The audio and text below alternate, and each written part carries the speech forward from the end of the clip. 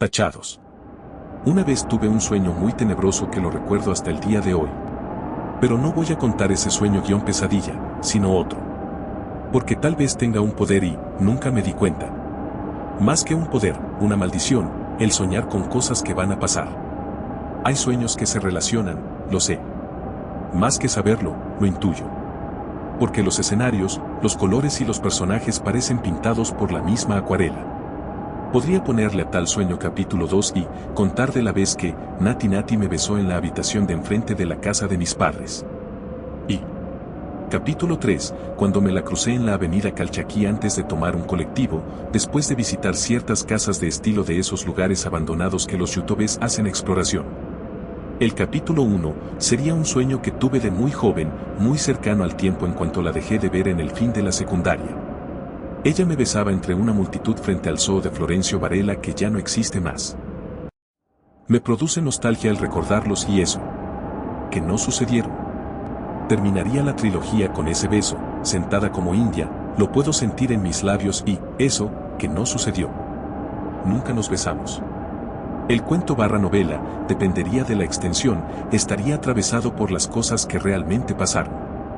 Cuando la conocí en el viejo polimodal del Sagrado, por allá en el comienzo de los 2000, nuestra amistad echó un trío con Natalia Ono. Donde ella quedaba en segundo lugar de un supuesto amor adolescente, pero había sido ella la que había rechazado el pedido para ser mi novia. Todo muy confuso, como en un sueño. Pasamos muchos momentos lindos con ella, recuerdo nuestras salidas de la mano como noviecitos en el secundario, sobre la calle 25 de Mayo. Uy, ¿qué fecha? El cumpleaños de Ezequiel Bartel, mi mejor amigo, protagonista también de la trilogía. Y, el de mi hermana, una actriz secundaria en la historia, pero no de menor importancia. Luego me la crucé en el CBC de la UBA de Avellaneda, en mi segundo año de facultad. Ya existían los celulares e intercambiamos mensajes de texto, ella siempre tuvo el mismo número. Ese número, lo he perdido y se acerca junio, el día 12, fecha de su cumpleaños igual que Natalia Ono. Demasiadas coincidencias, sería una gran historia esa. Solo habría que acomodar los personajes y buscar el motivo de la novela. Ya con lo que he contado no sería un cuento. Me volvió a hablar mal un día que la llamé al teléfono fijo o al celular, no recuerdo. Yo quería repetir ese submarino en vía Cosenza y ella estalló de furia. ¿Y por qué querés que nos veamos de vuelta? Esas habían sido sus palabras del otro lado del tubo barra celular. Me descolocó, tal vez yo esperaba un acercamiento y no fue. Nunca supe acercarme a una mujer, es la verdad. 10 años después le comenté una foto en Facebook en donde estaba en el puente de la Torre, famoso por la película de Sherlock Holmes, y nos volvimos a hablar. Yo tenía una revista de publicidad y trabajamos unos meses juntos. Pero esa vez, fue distinta a las demás, la dejé ir como cuando uno suelta un globo con helio. Muchos años después, de su parte y de la mía, siguieron saludos de cumpleaños hasta que nos dejamos de hablar. Una buena historia de amor atravesada por 3 sueños y 2 besos. Sería cuestión de sentarme a escribir y encajar bien las piezas. Pero, eso era solo un ejemplo. Ni siquiera el del primer sueño que mencioné que me marcó de por vida. Nunca aprendí a manejar. Mitad porque mi viejo celaba mucho su Ford Falcon celeste modelo 76. Éramos muy famosos en el barrio por ese auto y la otra mitad por pereza. Mi suegro siempre quiso enseñarme en Parque Pereira y debía haber tomado clases. Primero porque era un viejo al que quería mucho y segundo porque sabía que tenía la paciencia para enseñar. Y, como primer motivo, tenía que empezar a hacerlo, como el pequeño Elías, mi ex cuñado que tenía 14 años, porque como el viejo tenía mal de Chagas Massa, esos años vivíamos en la guardia porque al acostarse tenía mucha agua en los pulmones. Soñé que manejaba, se me viene una sensación en el pecho. ¡Qué placer! Vuelvo a recordarles que nunca manejé en mi vida.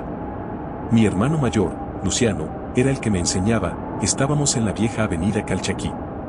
Y, aquí viene lo primero que me resulta raro, en mi sueño, había un Metrobús. Y en ese momento no eran famosos los Metrobús de Macri. Debería buscar en internet en qué año inauguraron la obra porque en esas épocas yo ya tenía la librería y no era de pasar por la avenida Calchaquí. Si salía de mi casa era para ir a la distribuidora que quedaba más a mano, agarrando la avenida La Plata o Dardo Rocha, y a la casa de la mamá de mi hijo, del otro lado de la Ruta 2, en la entrada del barrio Pepsi, yendo para La Plata. Había un Metrobús, sí, idéntico al que existe hoy en día. En mi sueño, mi hermano se emocionaba el poder enseñarme a manejar. Recuerdo que eso duraba mucho tiempo. Teníamos una charla que no me acuerdo, hablábamos amablemente de algo, de una situación en particular. Sí recuerdo, la sensación de la aceleración, el viento entrando por la ventana y un estreñimiento en la panza. Ojo. Hasta el día de hoy no manejo ni lo hice en mi vida, solo en ese cumpleaños de la Nato en la Carolina donde ayudé al del pelotero a arrancar su camioneta. Luciano estaba feliz en ese sueño, como nunca lo pude observar en la vida real. Tal vez, si hago memoria, se puede comparar al recuerdo que tengo de él compartiendo con sus hijos de pequeños. Sí, era pura ternura. Un hombre duro, como mi padre, pero una generación después. Una vuelta de tuerca, un retoque en la generación de antes y las de ahora. Debo decir que, en parte, fue mi ídolo en cuestiones de perspectivas de vida y de lo que siempre soñé como familia. Aunque, fracasé 2 veces. Pero una vez él dijo en su casa una madrugada que nos quedamos con la madre de mi hijo. Y de eso se trata. De tratar de ser mejores personas cada día. ¿Dónde quedó ese hermano? Ni Dios sabe. Es injusto que yo lo juzgue igual. Él estuvo en los momentos en que más lo necesité y, valga la redundancia, en los tiempos que fui padre. Obviamente hay cosas que nunca entendí, pero, hasta que yo me mandé una cagada y nos dejamos de hablar, él siempre estuvo dispuesto. Fui yo el que se cansó. Luciano fue mi ídolo en mi visión de hombre de familia y Daniel, mi otro hermano, mi ídolo dentro de una cancha de fútbol. Cuestión que cuando fui DT de categoría de niños y niñas en el club fue el gurú en donde ir a buscar respuestas. Nunca salió campeón él, yo sí. Aunque eso, quizás, no tenga importancia. Cuestión. Un lindo sueño manejando por la avenida, hablando con mi hermano mayor, pasando por el cruce Varela, un lindo mediodía como cualquier día. Doblamos en el KM 28. Otro abanico de sueños con esa esquina, con ese kiosco que nunca existió en la vida real, pero en mis sueños escenario de muchos de ellos. Sí. Recuerdo que doblaba el auto en dirección a la casa de mis padres. Tengo la visión en mi mente muy clara de la mueblería el 28 y la calle bordeada por árboles. Mi hermano y yo seguíamos hablando. Qué injusto este Dios que no me permite recordar esa charla. No tenía en esa época un diario de los sueños como hoy en día, aunque es en vano. Cuando uno se despierta y empieza a anotar los sueños que se nos presentan en las noches, estos se vuelven confusos, sin sentido. Solo están allí en nuestra memoria aquellos que son tan fuertes que no se hace necesario escribirlos. Los recordamos porque nos marcan, nos dejan pensando en ellos todo el día. Y el día transcurre con menor importancia que el sueño que tuvimos hoy temprano. Somos 5 hermanos. Varón, mujer, yo. Luciano, Alejandra, Daniel, Cristina, yo. Al llegar a la casa de mis padres en el sueño, con mi hermano Luciano de copiloto, vi lo segundo raro en el sueño que sucedió después. A ver, ¿cómo explicarlo? El terreno de mis padres medía 10x20. La primera casa después de la anteesquina. En el sueño, ya existía esa pared que dividía el frente de la casa con el garaje. Pero con una particularidad, estaba revocada. En la vida real era todo ladrillo a la vista como el frente de la casa. Si les pudiese mostrar una foto de cómo había quedado aquella construcción en la vida real y un dibujo como aparecía en el sueño, sería una premonición. Media parecida, pero premonición al fin. Estacionábamos el auto con Lucho, que no veíamos el modelo ni color, y, en la pared de costado al garaje, que aún no existía, veíamos los nombres de los 5 hijos tachados. Era una especie de graffiti, aunque las letras eran normales, de cualquier alumno de primaria que pudiese escribir con un crayón la pared de su casa, y nuestros nombres tachados con alaridos de fondo de nuestra madre y de muchas personas también. Ahí cambiaba el sueño. Eso quise contar también al principio. Mis sueños tienden a estar calmos y tranquilos, normales al comienzo, y en un pum, una situación, un momento inesperado, un personaje o persona que aparece, y el sueño se transforma en pesadilla. Se me vienen decenas, varias imágenes de cosas que he soñado de la misma manera. Lugares que no conocía en el momento del sueño y que fueron importantes en mi vida después. De niño soñaba mucho con el puente Bosques y lo que hay allí. Doblar siempre a la izquierda fue el lugar donde conocí a la madre de mi hijo. Pesadillas raras de entidades o cosas como el último colectivo que sale a la última hora. Demasiadas referencias para apuntar a algo muy concreto como, y no tengo miedo, sueño con cosas que van a pasar.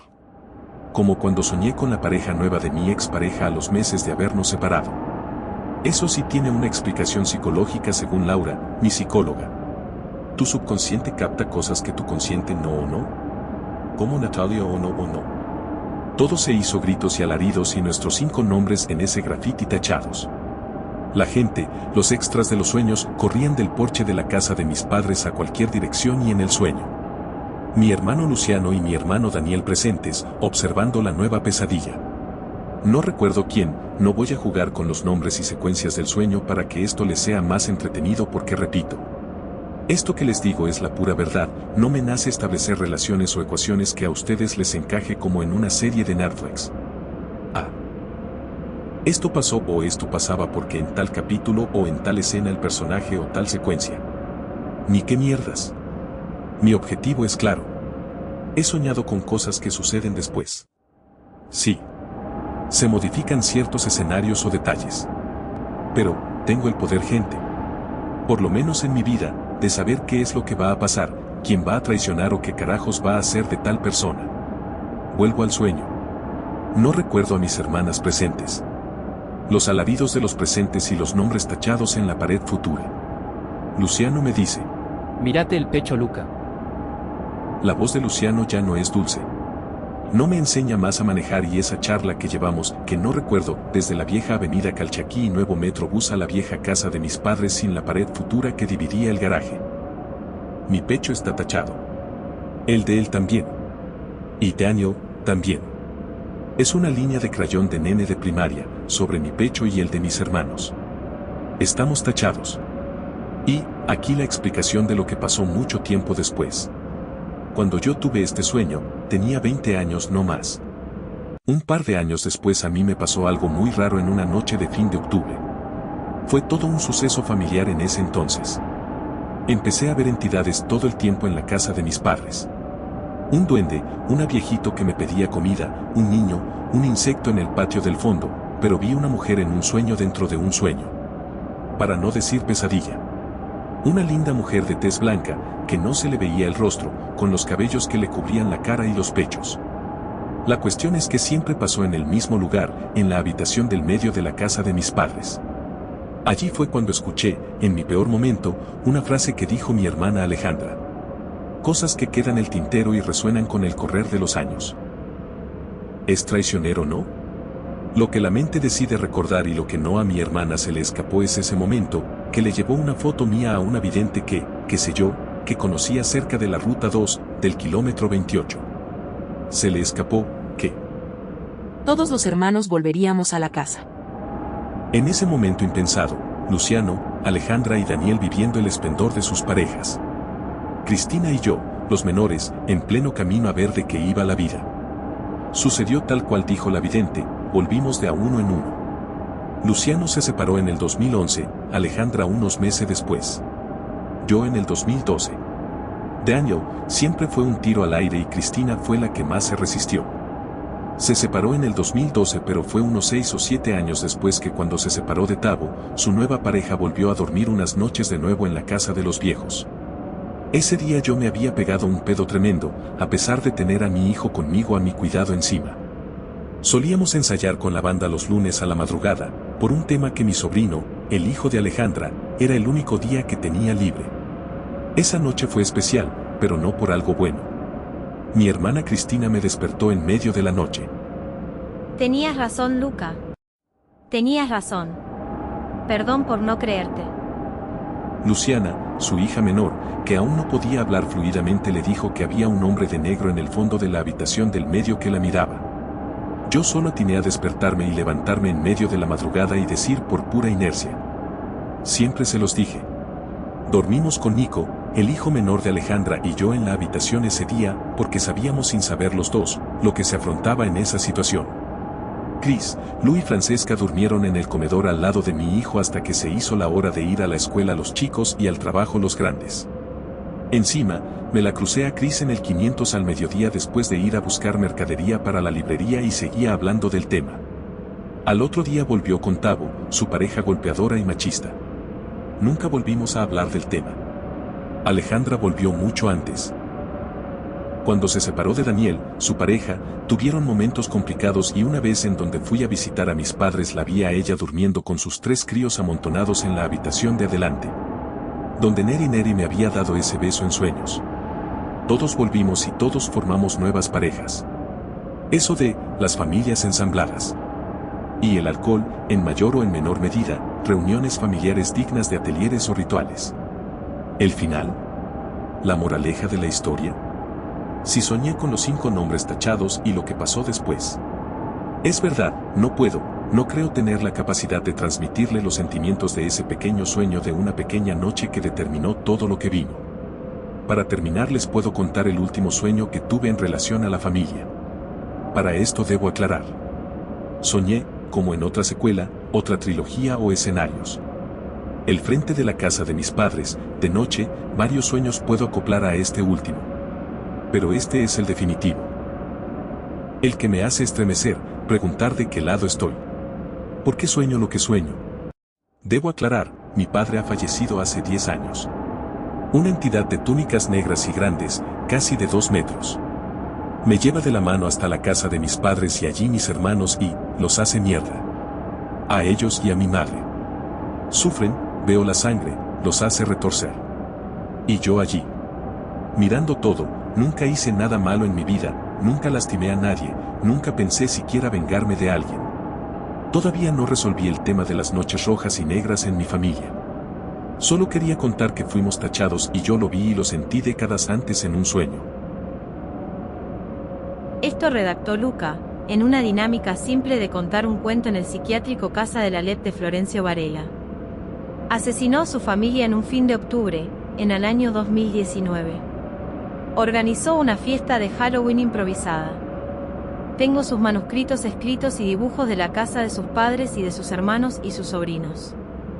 El mundo se ha vuelto un cuento corto de Stephen King, creo yo.